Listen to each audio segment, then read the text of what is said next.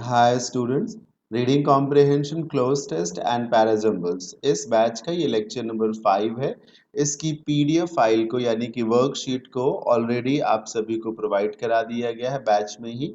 आप जरूर पहले उस पीडीएफ फाइल को, उस वर्कशीट को सॉल्व कर लें ताकि आप जान सकें कि आप कहाँ स्टैंड करते हैं, ऑलरेडी आपसे कितना कुछ हो सकता है। फिर जहाँ जहाँ कंफ्यूजन हो उसको दूर करने के लिए आप इस वीडियो सेशन को देख लें। चलिए स्टार्ट करते हैं आज के सेशन को।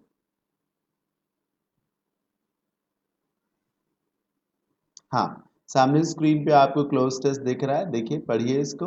The finance minister has asked the public to use, finance minister ने लोगों से कहा है, प्रेजेंट परफेक्ट है ये। The finance minister has asked the public, finance minister ने लोगों से कहा है टू यूज ऑनलाइन क्या, स्ट्रक्चर, प्लेटफॉर्म, टेक्नोलॉजी या फिर सिस्टम। याद रखिए सर, ऑनलाइन प्लेटफॉर्म होता है, याद रखिए हमेशा ये वर्ड बोला जाता है और कुछ नहीं बोला जाता कि ऑनलाइन स्ट्रक्चर है कुछ या ऑनलाइन टेक्नोलॉजी है। ऑनलाइन टेक्नोलॉजी नहीं होती, टेक्नोलॉजी की वजह से चीज़ें ऑनलाइन हो जाती। ऑनलाइन सिस्टम भी नहीं होता, ऑनलाइन प्लेटफॉर्म एक टर्म है कि वो ऑनलाइन प्लेटफॉर्म को यूज़ करे टू रिड्यूस, क्या रिड्यूस करने के लिए एटीएम्स और बैंक्स में भीड़ को रिड्यूस करने के लिए। भीड़ देखिए, ओवर क्राउडिंग, ओवरलोडिंग क्यों होगा? ओवरलोडिंग का मतलब जैसे कोई गाड़ी है और उसमें आवश्यकता से या तय सीमा से ज्यादा कार्गो भर दिया गया है, लगेज रख दिया गया, तो वो ओवरलोडिंग है। ओवर क्राउडिंग, लोगों की भारी संख्या को, जरूरत से भी ज्यादा संख्या को ओवर क्राउडिंग कहा जाता है। ओवर हीटिंग आप सब जानते होंगे। ओवर हीटिंग का मतलब है चीजें जब बहुत ज्यादा गर्म हो रही हो, ओवरवेलमिंग रिस्पांस होता है, पॉजिटिव जिसको कहा जा सकता है, बहुत बढ़िया रिस्पांस। तो फाइनेंस मिनिस्टर ने लोगों से ये अपील की है कि वो ऑनलाइन प्लेटफॉर्म पे जाएं ताकि एटीएम्स और बैंक्स में जो बहुत ज़्यादा भीड़ रहती है उसे कम किया जा सके। ठीक है, ये देखिए फुल स्टॉप लगा हुआ बैंक्स के बगल में, फिर एक नया सेंटेंस आ रहा है, India being the third internet user in the world. अब देखिए ऑप्शंस में बिसाइड है, बिसाइड तो होगा नहीं क्योंकि बिसाइड का मीनिंग होता है के बगल में, यहाँ कोई पोजीशन तो है नहीं किसी के बगल में कोई बैठे। अलोंग विद भी नहीं होना चाहिए क्योंकि अलोंग विद का मतलब होता है किसी के साथ, अलोंग विद का मतलब होता है किसी के साथ, जैसे शी अलोंग विद यू, तो वैसा भी लॉजिक नहीं है। या तो डिस्पाइट हो सकता है या तो दो हो सकता है, डिस्पाइट और दो का यही मीनिंग है। एक ही मीनिंग है, डिस्पाइट ऑल्दो बोलता है यद्यपि और डिस्पाइट बोलता है के बावजूद। डिफरेंस ये है सर कि डिस्पाइट, डिस्पाइट एक प्रेपोजिशन है और ऑल्दो जिसे यहाँ पे दो बना के यूज किया गया वो कंजंक्शन है। ठीक है, मीनिंग दोनों का एक जैसा है, मीनिंग एक जैसा होने का मतलब है पर्पस एक जैसा है। अगर आप यद्यपि बोलने में सक्षम है तो दो लगाइए, अगर आप के बावजूद बोलने में सक्षम है तो फिर डिस्पाइट लगाइए। चलिए, डिस्पाइट इंडिया बीइंग, ये जो आप देख रहे हैं ना इंडिया बीइंग, ये कोई सेंटेंस नहीं है। सेंटेंस अगर होता तो कंजंक्शन लगाते, चूंकि सेंटेंस नहीं है इसीलिए आपको क्या लगाना चाहिए, डिस्पाइट यानी कि प्रेपोजिशन लगाना चाहिए। देखिए मैं एक सेंटेंस लिखता हूं, ये देखिए, डिस्पाइट रीचिंग अर्ली, ये डिस्पाइट है। आपने जो कुछ भी लिखा वो सेंटेंस की फॉर्म में नहीं है। अब अब मैंने ऑल दो लिख दिया। अब देखिए वही चीज मैं लिख रहा हूं, ऑल दो आई रीच्ड अर्ली।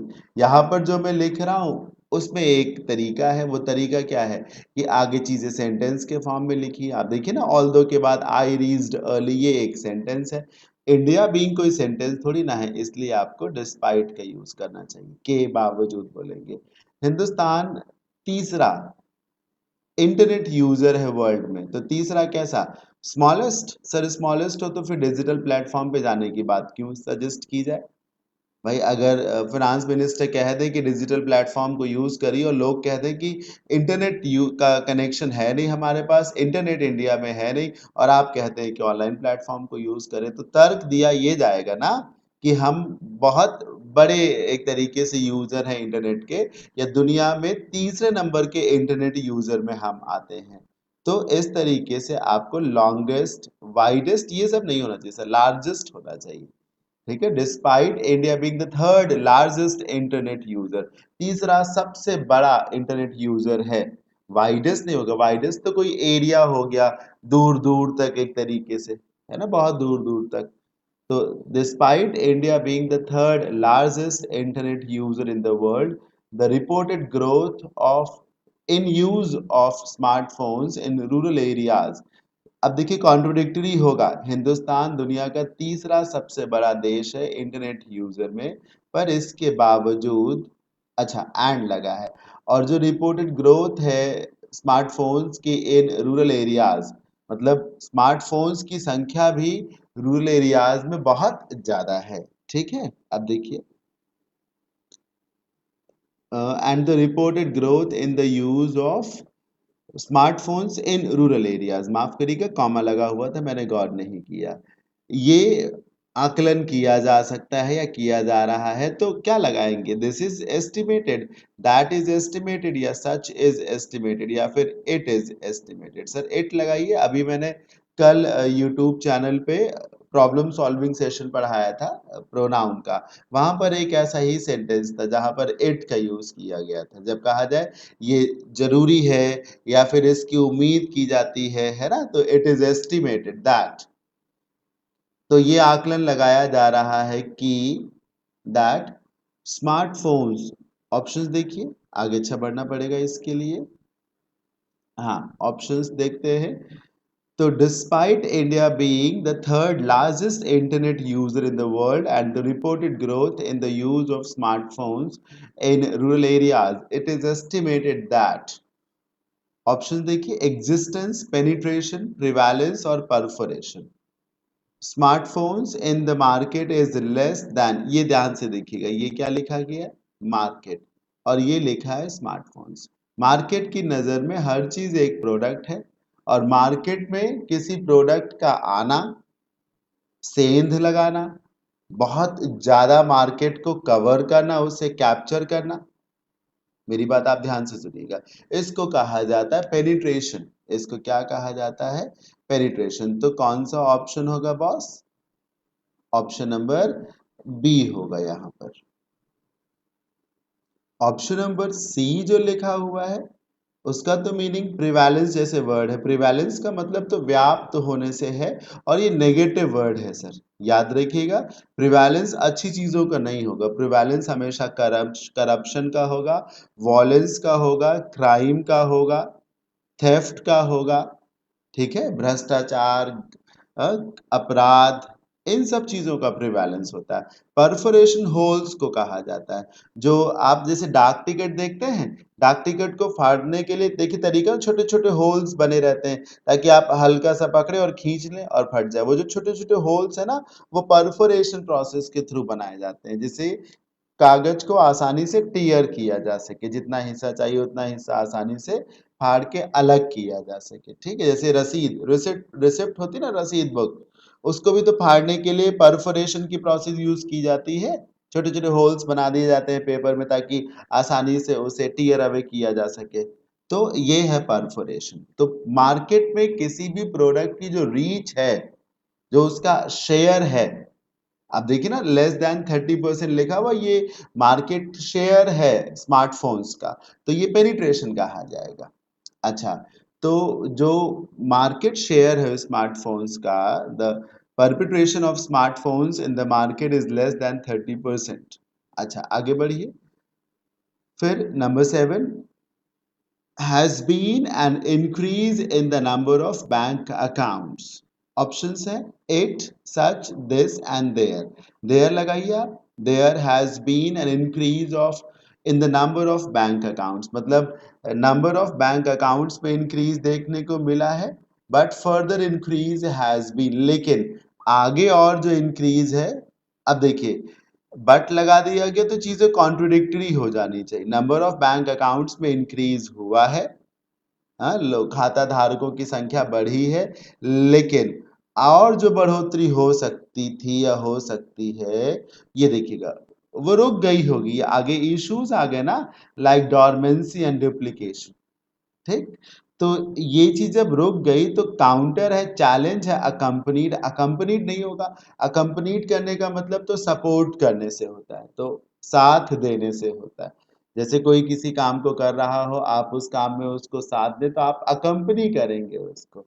जैसे चीफ मिनिस्टर साहब अपने गार्ड्स के साथ कहीं आए तो गार्ड्स उन्हें अकम्पनी कर रहे होंगे, सपोर्ट करना। चैलेंज काउंटर करने का मतलब है जो प्रॉब्लम्स हैं उनसे लड़ना, चैलेंजेस को फेस करना, उन्हें हराना। काउंटर एक पॉजिटिव वर्ड है, हमेशा पॉजिटिव वर्ड है। काउंटर आप किसको करते हैं? जो प्रॉब्लम्स होती हैं आपके सामने, आप उन प्रॉब्लम्स को काउंटर करते हैं। ठीक है, जैसे कंप्यूटर में कोई बग फिक्सिंग होगी, मतलब कंप्यूटर ठीक से काम ना कर रहा हो, तो आप क्या करेंगे? जो समस्याएं हो रही होंगी उनको आप काउंटर करेंगे, चैलेंजेस को काउंटर किया जाता है, पॉजिटिव वर्ड।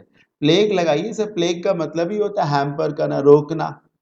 ठीक है, तो बैंक अकाउंट्स में इंक्रीज तो हुआ है। इतना लगाइएगा नंबर 7 पे, it has been an increase, नहीं sir, there has been an increase. ठीक है, ये इट कैसे लगा देंगे? ये तो बोला नहीं जा रहा है। जैसे नंबर 5 में आप देखिए इट इज एस्टिमेटेड लगाया गया था, तो वहां मीनिंग भी तो था, ये कहा जा रहा है, ये कहा जा रहा है, इट इज। और यहाँ नंबर 7 में ये कहाँ शब्द आ रहा है, इसलिए देयर लगाइए। और आगे का जो इनकी जो संख्या बढ़ सकती थी वो रुक गई है for because of issues like dormancy. Dormancy का मतलब होता है कि जब अकाउंट को तो खुलवा लिया गया हो पर उसमें ट्रांजैक्शन ना किया जा रहा हो, इनएक्टिव अकाउंट्स को कहा जाता है डॉर्मेंसी। डुप्लीकेशन के बारे में ज्यादा तो नहीं बता सकता, मल्टीपल अकाउंट्स को लेके शायद कहा जा रहा होगा। नॉट एवरीवन नोज, आगे बोला जा रहा है, not everyone knows e banking. ये भी एक रीजन है कि बहुत से लोग ई बैंकिंग को जानते भी नहीं है। मतलब फिनांस मिनिस्टर साहब कह रहे हैं कि ऑनलाइन प्लेटफॉर्म का यूज करें ताकि एटीएम्स और बैंक्स में ओवर क्राउडिंग को रोका जा सके। फिर इसमें जो समस्याएं हैं उनको बताया जा रहा है नंबर 3 से, कि हिंदुस्तान दुनिया का तीसरा सबसे बड़ा देश है in terms of internet users. ठीक है, और ग्रोथ भी हो रही स्मार्टफोन्स की रूरल एरियाज में। इन सब के बावजूद भी ये आकलन किया जा रहा है कि जो पेनिट्रेशन है स्मार्टफोन्स का इंडियन मार्केट में वो सिर्फ 30% है। सर उससे भी कम है। तो जब स्मार्टफोन्स का यूज ही 30% से कम संख्या में लोग करते हैं, तो ऐसे में ऑनलाइन प्लेटफॉर्म एक सक्सेसफुल कैसे हो सकता है? आप मेरी बात आप समझ रहे हैं ना? फिर कहा जा रहा है हाँ, बैंकों के अकाउंट में बढ़ोतरी हुई है, लोगों ने ज़्यादा से ज़्यादा अकाउंट्स खुलवाए हैं, लेकिन फिर वही समस्या है, अकाउंट्स ऑपरेट भी तो नहीं हो रहे हैं। और साथ ही साथ स्मार्टफ़ोन्स लोग यूज़ नहीं करते, टेक्नोलॉजी को बहुत ज़्यादा जानते नहीं हैं, तो ई-बैंकिंग का नॉलेज भी तो उनको नहीं है। So not everyone knows e-banking either. Sir आप नाइदर क्यों लगाएँगे? नॉट के साथ नाइदर क्यों आएगा? इसीलिए आप आइदर लगाएँ। ठीक है, आइदर का मतलब भी होता है जब ऐसा हो और ऐसा भी हो। मेरी बात आप समझ रहे हैं ना? जैसे किसी ने कहा कि मैंने इस कैंडिडेट को वोट नहीं दिया है।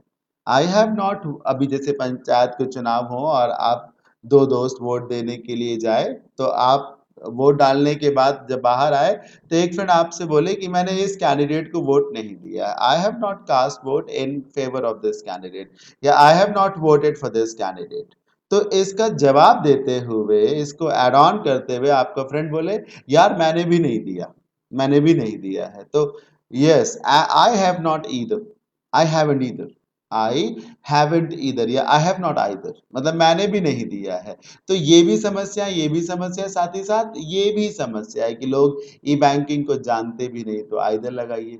गिवन दिस सिनारियो, अब जब इन सब चीजों की बात की जा रही है कि मतलब स्मार्टफोन्स नहीं लोगों के पास हैं, ई बैंकिंग का आइडिया नहीं है, मार्केट पेनिट्रेशन 30% से भी कम है, तो इन सब चीज़ों को ध्यान में रखते हुए वन कैन ओनली से हम यही कह सकते हैं कि जो मिनिस्टर की रिकमेंडेशन है कि ऑनलाइन प्लेटफॉर्म पे जाएं, है ना, फाइंड्स ए एंड फिर ऑप्शन से parallel reservation monument existence. Sir ये बहुत ही स्टैंडर्ड लैंग्वेज है, यहाँ पर फाइंड ए पैरेलल मतलब कोई चीज बराबर में कहीं पर और चली जाए। कहने का मतलब है जैसे पहले भी किसी ने कहा हो कि ऑनलाइन प्लेटफॉर्म का यूज किया जाए और आज भी कोई कह रहा है, तो जिस तरीके से पहले वाली बात बेकार थी, निराधार थी, वैसे ही आज की बात बेकार होगी। तो इसे भी इतिहास में रख दिया जाएगा, ठंडे बस्ते में डाल दिया जाएगा। इतिहास मतलब पन्नों में दर्ज हो जाएगा, बाकी काम नहीं होना। Find a parallel in history का ये मतलब है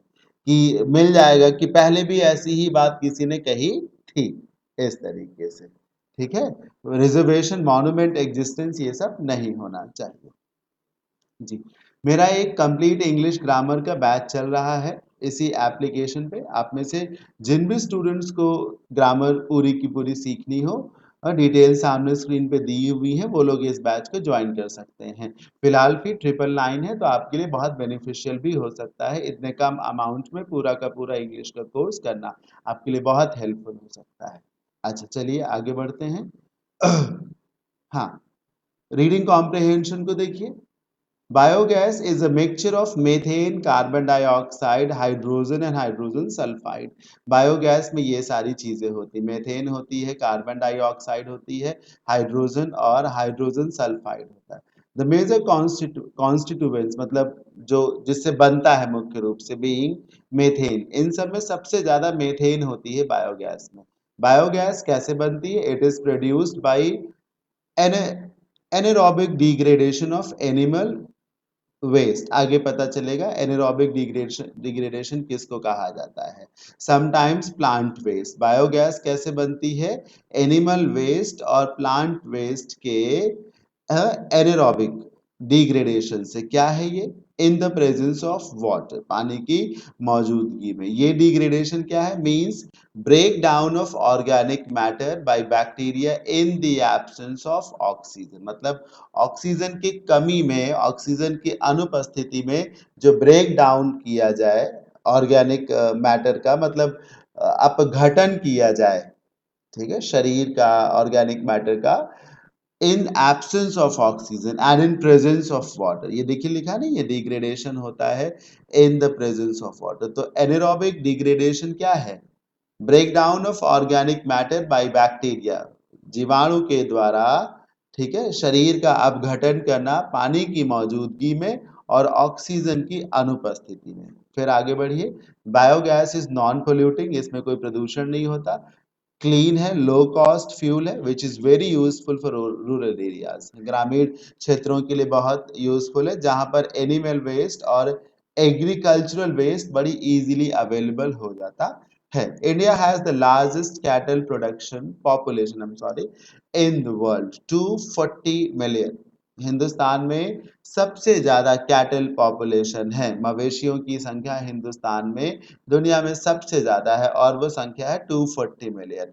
and has tremendous potential for biogas production, जिसके तहत बायोगैस प्रोडक्शन की बहुत संभावना है इंडिया में। क्योंकि बायोगैस कैसे बनती है?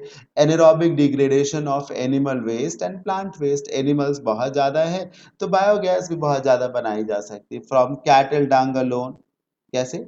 है ना, एनिमल वेस्ट मतलब गाय या भैंस या जो भी कैटल हो, उसके उसके गोबर से, डंग का मतलब गोबर हो सकता है। वी कैन प्रोड्यूस बायोगैस, हम बायोगैस बना सकते हैं ऑफ अ मैग्नीट्यूड ऑफ 22,500 ये मीटर स्क्वायर कुछ लिखा होगा, ये मेजरमेंट है, मुझे इसका क्या आइडिया, एनुअली। ठीक है, मतलब सिर्फ हम मवेशियों के गोबर से प्रति वर्ष इतनी इतनी ज्यादा जो है बायोगैस प्रोड्यूस कर सकते हैं। Air tight digestion degradation of animal waste is safe. देखिए, जब एब्सेंस ऑफ ऑक्सीजन चाहिए तो एयर टाइट डिग्रेडेशन करना ही पड़ेगा, जहां पर एयर ना जा सके, एयर गई तो ऑक्सीजन में चली जाएगी। Is safe as it eliminates health hazards, क्योंकि इससे स्वास्थ्य को किसी तरीके से कोई समस्या नहीं होती। क्योंकि अगर एयर आ जा रही होगी तो जो डिग्रेडेशन का प्रोसेस है उससे एयर बाहर भी तो आएगी ना, और जहां पे बायोगैस प्लांट होगा आसपास स्मेल होगी उसके, इसीलिए उससे नुकसानदायक सब कुछ हो जाएगा। लेकिन जब एयर पास होगी ही नहीं तो हेल्थ को कोई समस्या नहीं होनी है, which normally occur in case of direct use of dung due to direct exposure to fecal pathogens and parasites। आगे बढ़िए। क्वेश्चन नंबर 1 देखिए, why is biogas useful? Biogas क्यों यूजफुल है? इजी टू यूज है, अबंडेंट है quantity में, इसे useful कैसे हो सकती है? मात्रा में ज्यादा है तो यूजफुल हो जाएगी। It can be easily obtained from plants and animals, इससे तो आसानी से बनाया जा सकता है। यूजफुल यहाँ से भी नहीं हुई, यहाँ से यूजफुल भी, क्योंकि नॉन पोल्यूटिंग है। कोई चीज आपके लिए फायदेमंद तब है ना जब उससे कोई नुकसान नहीं है, तो नॉन पोल्यूटिंग है। आसानी से प्राप्त की जा सकती, इससे वो यूजफुल नहीं हो जाएगी, ध्यान से समझिएगा। क्योंकि वो नॉन पोल्यूटिंग है, क्लीन है, लो कॉस्ट फ्यूल है, इसलिए यूजफुल है।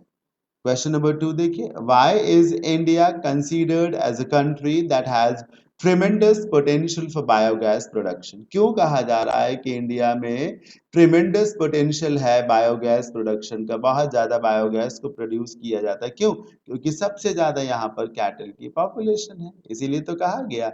ऑप्शन नंबर ए होना चाहिए। Let's see the question number 3, how is biogas produced? कैसे बनती है सर? डिग्रेडेशन होता है एनिमल वेस्ट और प्लांट वेस्ट का in the absence of oxygen and presence of water. देखिए इसी को ऑप्शन नंबर बी में बताया गया।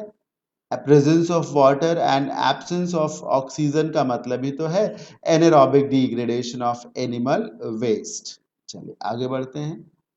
नंबर 4 को देखिए, during the process of degradation the of matter, वही मतलब जो तत्व है उसके डिग्रेडेशन के दौरान, अपघटन के दौरान by bacteria, what is necessary? क्या जरूरी है सर? ये जरूरी है presence of water and absence of oxygen, पानी होना चाहिए पर ऑक्सीजन नहीं होनी चाहिए। बाकी ऑप्शन देख लीजिए, वो नहीं होने वाले हैं।